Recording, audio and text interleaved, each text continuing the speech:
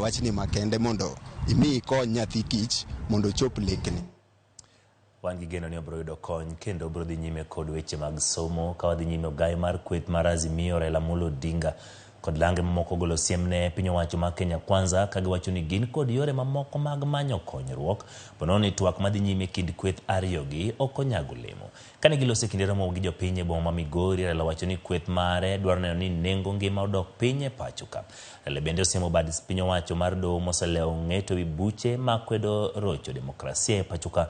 Karomono yuore bende gavana machon Laikipia Muredi Nderitu Mwangi wa area ma Murang'a mano wacho ni ok gibibet ka girango kaka jo Kenya thagore.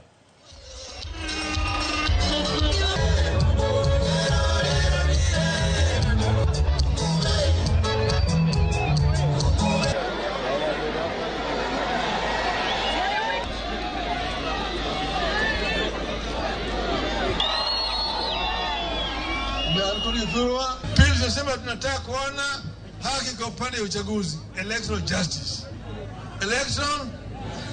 Election. Tatu tukasema tunataka vyama viheshimiwe. Respect for multi-party democracy. Tulikubali kama viongozi watu waongee. Lakini hii majadiliano ilipewa siku 60 peke yake. Tunataka kuambia baba hana ruhusa na hakuna mtu ana ruhusa ya kuongeza hizo siku 60. Nimeuliza Eugene, ameniambia siku 60 zinaisha 30th of October. Sasa tuanze kufunga vidole. Sawa sawa? Na tuweke billboards. Tunatoa siku kwa siku countdown. Si ndio? Ikifika siku ya 60 kama hakuna uwiano, hakuna kuongea tena. If the citizens of Kenya can exercise sovereignty directly or indirectly. Wakati wale tumechagua, we are exercising indirectly.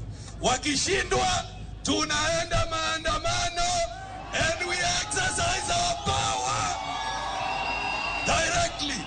Next week, as we go back to our national dialogue, we want to see the same support and focus we gave to the international dialogue, we give it to the national dialogue.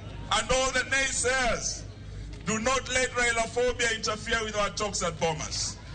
Give the dialogue at Bomas support because it holds the key to a peaceful Kenya.